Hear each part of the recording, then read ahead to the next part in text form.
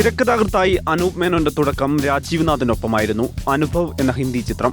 മോഹൻലാലും സുരേഷ് ഗോപിയും കഥാപാത്രങ്ങളായി എത്തിയ പകൽ നക്ഷത്രങ്ങൾ എന്ന സിനിമയ്ക്കായി പിന്നീട് ഒന്നിച്ച കൂട്ടുകെട്ട് ഇത്തവണ വരുമ്പോൾ ജയസൂര്യ കൂടെയുണ്ട്.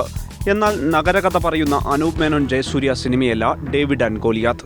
കഴിഞ്ഞ 3 സിനിമകൾ സംബന്ധിച്ച് ഇപ്പോൾ ട്രിവാൻഡ്രം ലോഡ്ജ് ആണെങ്കിലും ബ്യൂട്ടിഫുൾ ആണെങ്കിലും കോക്ടെയിൽ ആണെങ്കിലും നമ്മൾ കൊച്ചിയുടെ നഗരത്തിലാണ് ഇതിൻ്റെ കഥ പറഞ്ഞത്. പക്ഷേ ഇതിൻ്റെ കഥ നമ്മൾ പറയാൻ ഉദ്ദേശിക്കുന്നത് വാഗമൺ പോലത്തെ വളരെ ഗ്രാമം അല്ലെങ്കിൽ പച്ചപ്പുള്ള ഒരു സ്ഥലത്ത് തന്നെയാണ്. പച്ചയായ മനസ്സിൻ്റെ ഉടമയായ ഡേവിഡിൻ്റെ കഥ പറയാൻ അല്ലെങ്കിൽ ഡേവിഡിനെ സ്നേഹിക്കുന്ന മറ്റു വ്യക്തികളുടെ കഥ പറയുന്ന ഒരു സിനിമയാണ് ഡേവിഡ് ആൻഡ് ഗോലിയാത്ത്. വളരെ കഴിവുള്ള ഒരു ചെറുപ്പക്കാരൻ, ആ കഴിവുള്ള ചെറുപ്പക്കാരനെ കണ്ടെത്തുന്ന വേറൊരു കഴിവുള്ള മറ്റൊരു വ്യക്തി. ഇപ്പോൾ തൽക്കാലം ഇത്ര റിവീൽ ചെയ്യാൻ പറ്റുള്ളൂ. എന്ത് തന്നെയാണെങ്കിലും പുതുമയുള്ള ഒരു സിനിമയായിട്ട് തന്നെയായിരിക്കും ഞങ്ങൾ എല്ലാവരും നിങ്ങളുടെ മുന്നിലേക്ക് എത്തുന്നത്. ഡേവിഡിനെ ജയസൂര്യയും ഗോലിയാത്തിനെ അനൂപും അവതരിപ്പിക്കുന്നു.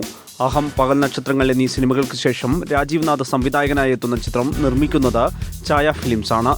ഇത് 3ാമത്തെ അനുഭവം ഞങ്ങളുടെ ചെയ്യുന്ന പടമാണ്. ഇതിനകത്ത് ജയസൂര്യ അഭിനയിക്കുന്നു. വളരെ സത്യസന്ധമായ ജീവിതഗന്ധിയായ ചില ആൾക്കാരുടെ കഥയായി പറയുന്നതാണ്.